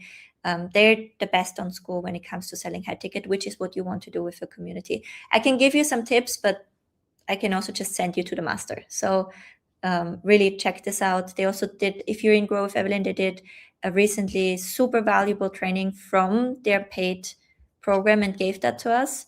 So that's here in the Backbone review. Also very interesting, but I think it's just really worth joining the free community and seeing it for yourself, how they handle it. Is it okay if I just keep the freemium or just give a trial and then people upgrade to the $8? I have really good experience having a free trial to a low ticket to the $7. So also with the growth boost, we see it's a really good idea right now to reduce friction. So I would try free trial to $8, and then you can always decide if you want to go back to freemium if you don't get the traction. But in an ideal world, you do that and then you test your about page and in-school offers with ads until you don't have to go back. Okay. I was also thinking about changing the name of AI Journaling Template Lab to Digital Journal Template Lab to see if it clicks better with an audience. Yes, I think we already discussed this on the call in the AI coach certification. I do think that's a good idea. I offer e-commerce mentorship, but I don't have a sales funnel for the mentorship. What's the best funnel to scale it? By the way, it costs $37 per month, so it's a low ticket. Okay, that is very, very affordable. What I would test is ads directly with the 7-day free trial. Lots of people on school in your space make that work. And then not only advertising the community, but also advertising what's inside. So if you have an ads course for e-commerce, promote that. If you have vendor negotiation templates, promote those. So pulling out the different offers in your school onto the front end as though they were products, that's actually what works best, right? So it's you being in e-commerce should actually really have an edge on that, because you can think about it in the way that you need to think about communities. So you would not promote your store if you have an e-commerce business, right? So of course you would have ads leading back to your store, but there are barely any ads in our e-commerce where it's like, hey, come visit our cool store. So your school is just your cool store. You would say, these cream boots are trending this fall. Come get them now for 50% off. So you want to think about the content in your community like the products in your e-commerce store and promote them in that way, and turn on the free trial to remove friction and get the opportunity to be picked up by schools' growth boost. That would be my first hypothesis. And if that fails, I would think about what can I create that I can put in my school community that will make it so that they buy, right? So this is also the reason why I created these recent launch templates and about page banners and the new A to Z ads course. It's because I understand that, right? So I'm thinking about my school almost like, what products do I have to add to my e-commerce store to get buyers in the door?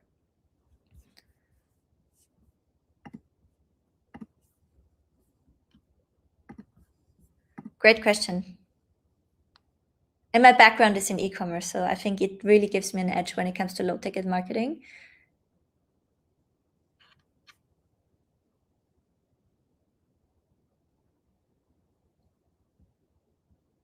Yes, you could have different mini themes on the front end to promote, but I also think people are overcomplicating this, right?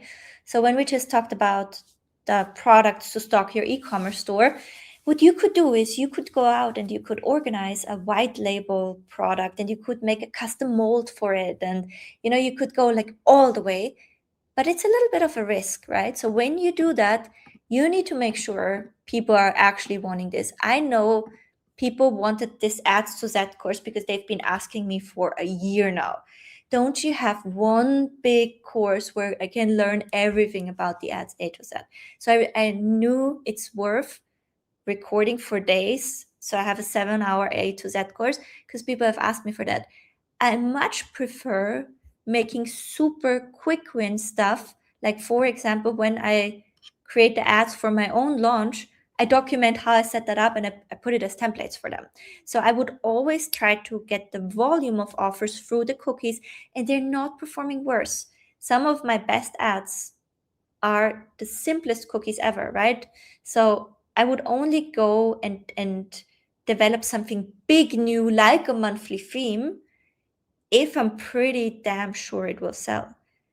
If not, I'm going with something that I needed to create anyway for myself, right? So if you're mentoring a client in their e-commerce store, you're having a conversation, take a mental note of that conversation, put that in AI and say, what cheat sheet, checklist, template can I create based on this? You probably have so much context from your mentorship for things that you can productize quickly that will add tremendous value. So you would go with what is simple to create first. You wouldn't go all in on a monthly theme where you're committed to a month, and then if the offer is not selling at all, you just lost a month right there, which is an eternity in the online education space, right? Or if it's then just selling mediocre, the same. So you only want to go all in if it's really something that's super hot. Like, for example, if we now find out a lot of members are so excited about this launch thing, I could see myself doing a pop-up launch challenge, right? Where it's not like the foundations of a launch, but the execution of like a hype launch in real time. If I see enough demand for it based on the simple thing I did, I can do that, but I will also not do a monthly theme. If anything, I'm going to commit to a week. And then if that is a big success, I can extend it to a month. So always think like minimum commitment possible, so you have the space and capacity to double and triple down on what's working. So from the outset, it's better to focus on really niche down, and inside the group become more broad, so you don't just become a one topic group. Yeah, so what you want to do is you want to first make a hypothesis around how, and this is for your space specifically because it's so competitive. You want to look at the landscape and you want to make a positioning hypothesis, right? So when you're looking at the landscape and all things people want from AI and all things people offer, where do you see a unique gap that you can uniquely fill, right? So for me, I saw my gap where I can uniquely fill is like I'm extremely good and experienced with low ticket sales pages for mini offers. I have generated over, lots of the sales were also from recurring memberships, but I've made millions with those low ticket sales pages. So I know a thing or two about them, right? And people are making pages now with AI, but nobody's so good with it. So I was like, ooh, here I can uniquely contribute value based on my experience. Same with the mini offers. A lot of people don't know how to create something that has that it factor of people wanting it. So I was like, ooh, I have this unique experience and proven success track record that I can do that. And nobody else is doing it in the space. So perfect, I can position myself. And then what happens is from there, people are like, you have an AI offer that sells well and that has helped me. You must be a genius in AI, right? So it's just this assumption of expertise starts to expand. And I like to expand my expertise into new areas, one complete solution at a time. So one mini offer, like one done for you solution basically at a time. That's how I like to grow into those shoes. And what will happen with your membership is you will make your first hypothesis of like, this is where I can uniquely contribute. So, for example, I might not have 100,000 followers, but what I am really good at is setting up automations that just work. So it's like, yes, people can tell you anything about content, but they don't teach you how to actually make it technically. I'm just saying something. I don't actually think that that's the most attractive thing. But it's like, okay, where do you specialize? Do you specialize in the technicality aspect of it, right? Or do you specialize because you have helped this one business owner that is actually really successful in it and you really solved their problem and you're making that case study your initial positioning? It's just like, again, to come back with the e-commerce analogy, is your store selling bags or jewelry or crop tops or leather jackets, right? So like, what type of fashion store do you want to be? And you will, based on your experience, be uniquely positioned to be one type of fashion store. Maybe you have family in Italy and you get connections to the best, most gorgeous in fashion leather jackets.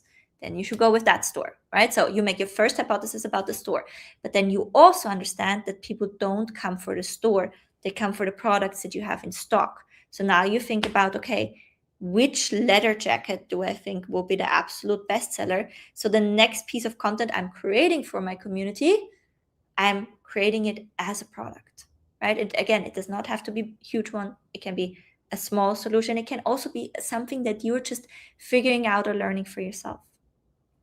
And then what gets you there is you documenting the things you do.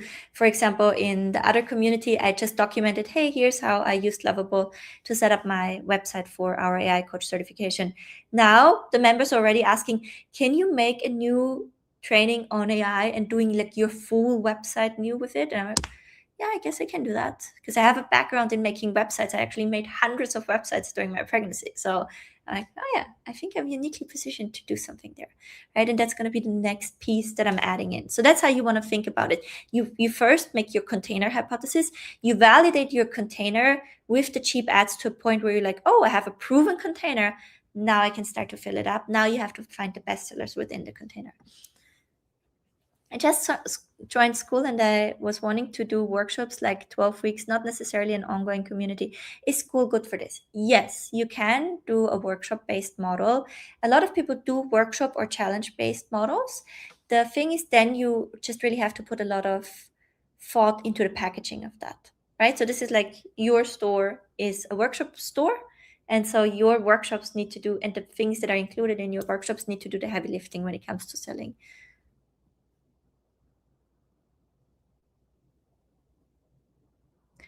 I would not. Oh, I see. You're asking logistically, not from a marketing perspective. I would give them.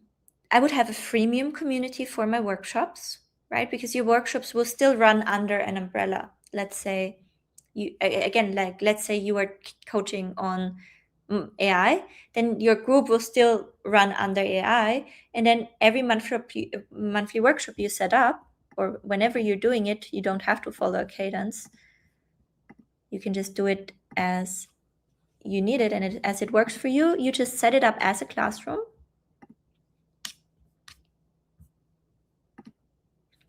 And then you say buy now or unlock in a premium tier. So then whatever your workshop is, let's say your workshop is $27, and then you can make your premium tier $22. So when you are subscribed, you're getting a discount on all of the workshops, but people in the group can also buy it separately.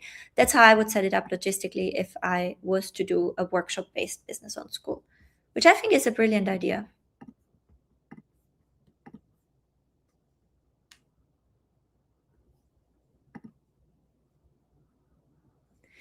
So will this video be public after the live? I need to go back to it.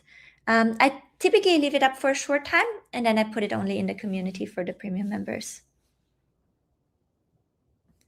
Jennifer, absolutely. I am jumping into yours now. Yes, you are, in fact.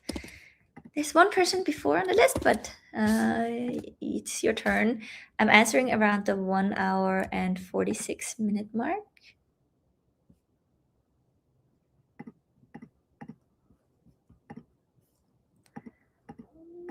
1 hour, 46-minute mark.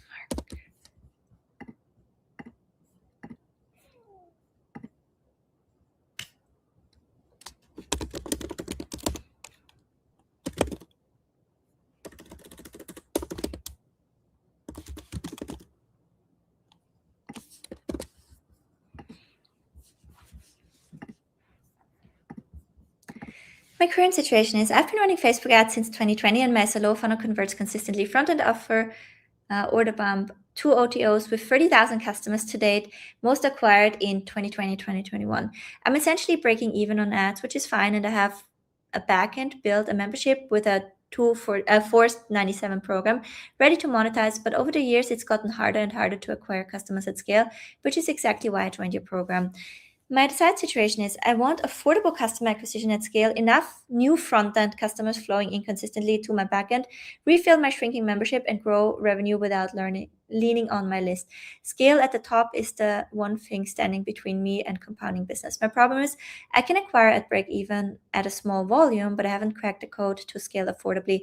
And as a cash-tight solo founder, I can't afford to lose money pushing for that volume.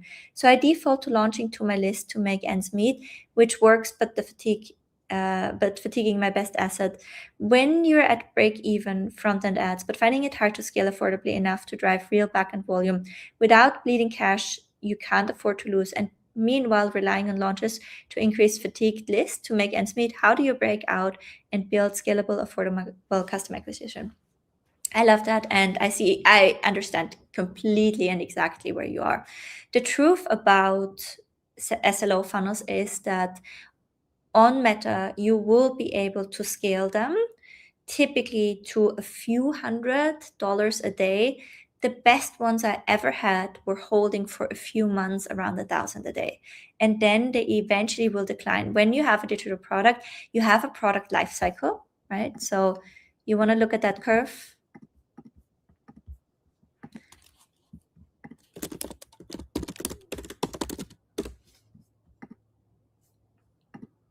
Right? And eventually, I want to tell you, 1 out of 3 to 5 SLOs ever takes off for me. The other ones, I can maybe work at around like 50 to 100 a day, right? But they're still losing a little bit of money on the front end. Now, 1 out of 3 to 5 takes off. When it takes off, right, you'll see it quickly.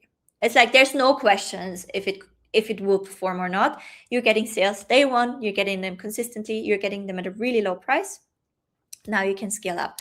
Then as you scale up, you'll find your sweet spot with it. And like I said, when I have a winner like that and it takes off, it can often run at like 250, maybe even up to 500 a day for months consistently, right? So it's like clockwork, amazing. Then we'll slowly start to see slower weeks, price increase, or complete dips. now we're reaching this point of saturation. Here now you can either innovate on the offer, so reskinning, new resources, new angle, or it will just decline and you can keep lowering ad spend until you're profitable anymore. And this is probably where you are.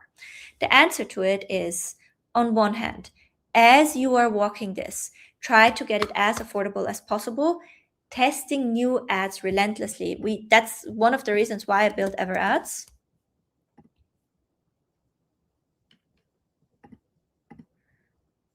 For example, for my mini offers that I have off school,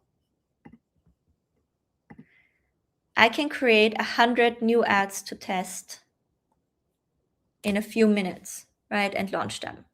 Like, you just need to have an absurd amount of volume now with Andromeda. Absurd. Like, we're talking, you need to test hundreds of ads every week in order to get the most affordable scale for the longest. Different avatars, different buying personas. The good thing is, by the time you're reaching this, you have enough insight on the product to either make a really sophisticated new 2.0 or to create another front-end offer. Because that's the second part to it, is you have to stack those offers and you have to keep thinking in creating new front-end offers. The good thing is your bumps and your backend, they can always be very, very similar. The front end, you always want to find something new. And for that, what I would recommend in Growth, Evelyn, is to actually go and check out this. I always love to start with the sales page first. So whatever idea you have, just make it a point every single day. You're putting a timer for yourself and you just ramble. What could be an idea? 10 minutes, 15 minutes, just set a timer for yourself and brain dump everything. Then use this sales page kit function to just write the sales page. You don't need to publish anything yet, right? So this net should only cost you half an hour a day to have a sales page for an offer. And eventually you'll see, if you keep doing this, within a few days, you'll have a really good new idea. And then you use the AI digital product creation or your own processes to bring it into existence, launch it, test it, and kill it fast if it doesn't work. Because remember, every 3 to 5, you'll find a new beast. But the beautiful thing about you is you have the whole backend figured out and you know how to monetize your list. So that's the only constraint in your business to solve right now, which I'm sure you'll be able to do because you got there once.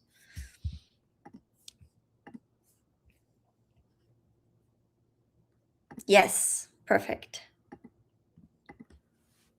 But what kind of budget if I have all of those creatives really low? That's the beauty about the Andromeda, is it will just spend your budget really efficiently. Plus, you also want to start testing in target cost campaigns. So target cost campaigns is a bidding strategy where you will give Meta a target cost per acquisition and you want to put it 30% lower than your actual cost per acquisition. Put the budget really high, $1,000, $1,500 a day, and Meta will only spend when it can get you purchases close to your target cost per acquisition. So yes, perfect. You always want to test in tight target cost campaigns. That means you basically are not wasting any budget on testing. So always upload all and make it in a target cost campaign. Then it doesn't spend unless you're actually getting the sales. Yeah, but that speaks to your offer, my love. That speaks to you actually don't have the largest total addressable market for your offer.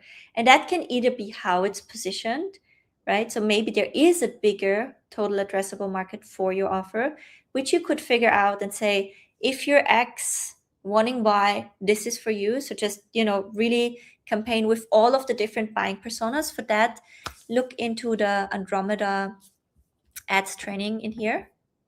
That will be the next thing actually for you to test, to see where your biggest TAM is for your existing offers.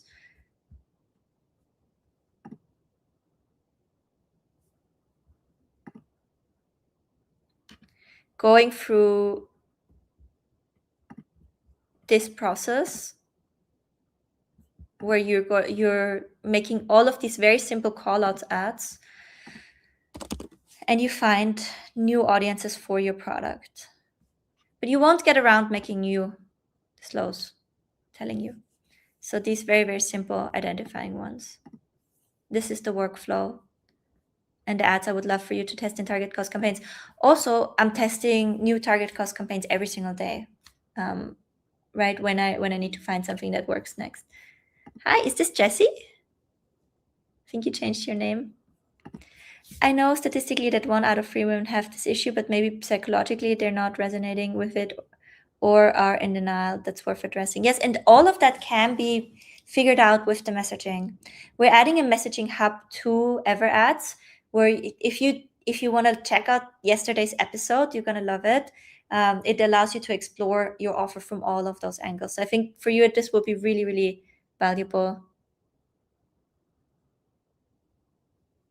Yeah, perfect. Just keep us posted on the results. I'd love to see in the community where it's at, and then we can refine it from there. So it's going to be exciting to see. I'll probably, if the community is interested in it, I also include some more work around my SLOs that I launch. So I can let you know. Since I can't sleep, so glad to be here. Always a win and glad to hear SLO stats. Very relevant. Thank you. I have my post ready offer brand. Should I post it or do you want to post it? I don't want to post it. Why would I post it? This is a post for your free community to promote your offers, right? I hope you didn't understand that I want to post something in Grow with Evelyn. I understood that you're writing a post for your free community to promote your offer.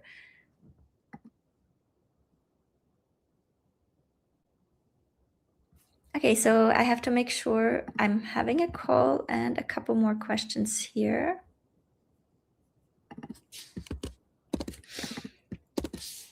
This one I'm answering around the 1 hour 56 minute mark.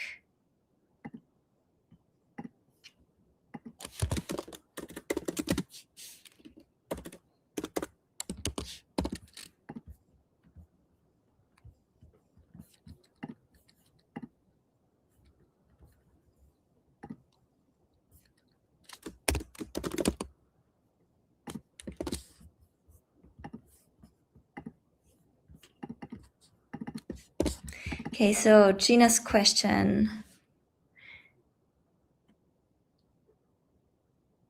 Over the last 6 months, I've gone from completely stuck in planning and procrastinating to building and validating my community, the Empower Pause Sisterhood. I'm grown from 14 to 47 members. My join questions are confirming I'm attracting the right people, overwhelmed moms, many raising neurodivergent kids, and I've gained a huge amount of clarity around my messaging offer and members' journey through the Traffic Challenge 3.0 backbone and revisiting the business planning workshop. That's awesome to hear. My situation is I'd love to create a simple offer ecosystem that attracts committed members, encourages engagement, and create a natural progression into deeper support.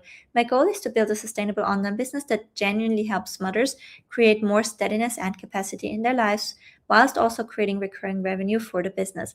My problem is, although I'm attracting the right people into the free communities, many members aren't actively engaging in conversations and making use of the support available.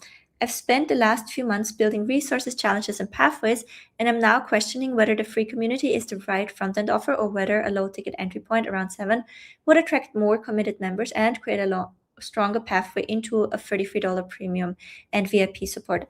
I would agree with this, and if you have a lot of resources already created, we can put the community on free trial and test advertising the resources and validating the about page for a paid. So I'm also currently running a case study on myself and one client using the Backbone framework for further development and validate my high VIP offer. So I'm conscious that my ecosystem is evolving as I gain more clarity.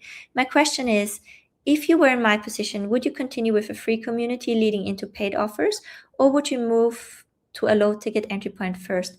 At what point would you decide that a free community is serving the business versus becoming a distraction from attracting and nurturing more committed members? And is there anything in my current structure you'd simplify before I continue building? Those are amazing questions.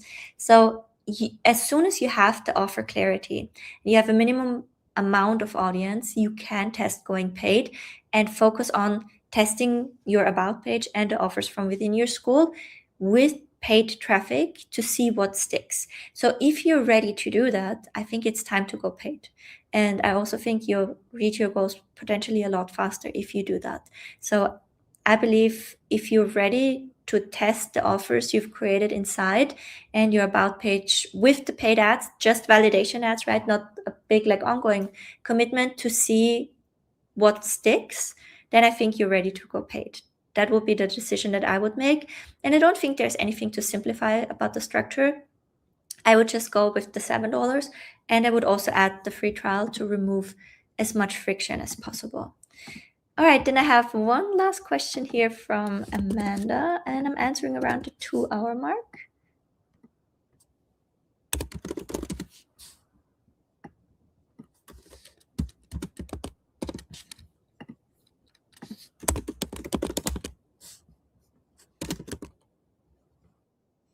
Thank you, Jason. Welcome. Okay, Amanda's question is, my current situation is I have over 200 people who have seen my About page since the last sign up. In the last 30 days, the About page conversion rate is 2.9%. I received feedback that my messaging is overwhelming, that is too much and for too many people. And with that, I think is low engagement. Okay, I think I need to reconsider whether or not a lack of clarity outside and inside is the group issue. The individual courses have sold before, but only when they weren't offered in the same package. Okay, my desired situation is creating a market to offer fit, to convert more, and creating a clear path inside the membership to engage and retain more. I'm not sure where the biggest friction is happening. I'm concerned it's my offer. My question is my problem purely volume of traffic from my About page, or is it my messaging and offer? Let me just check the About page. What you can do, since your course is sold before, Amanda, is you could also see what of your offers are selling best with cold traffic and make that the focus of the membership for now.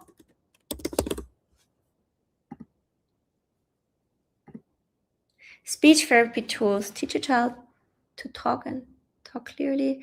Just 5 minutes a day. More mom-friendly tools from us.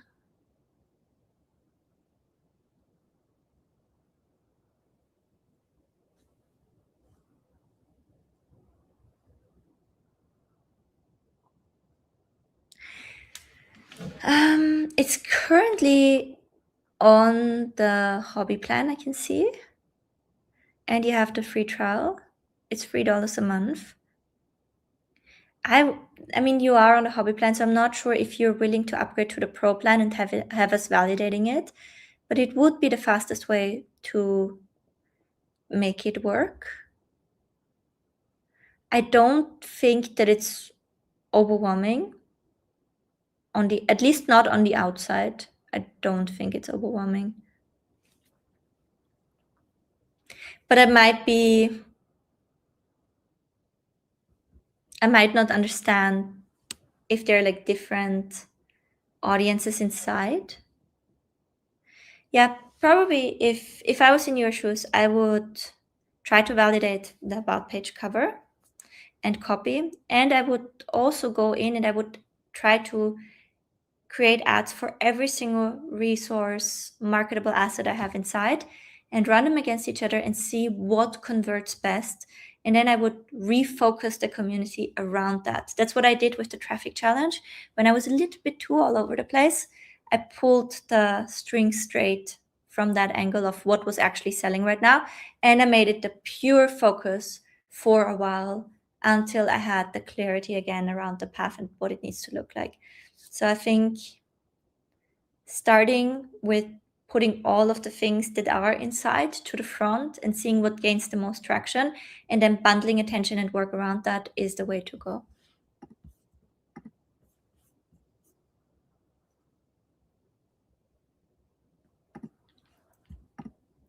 She said it was because it's two audiences, speech sound moms and late talker moms. I understand. I think I need to compare the two audiences with that. I do feel that still should be okay because they probably have a lot of shared problems. That would be my approach, love. All right, guys. So I have to jump off now. I do have one more question that came in From Glenn, it came in a little bit too late. I was needed 24 hours before. I will try to catch it in a recording. And then I see everyone in the community. Thank you so much. Bye for now.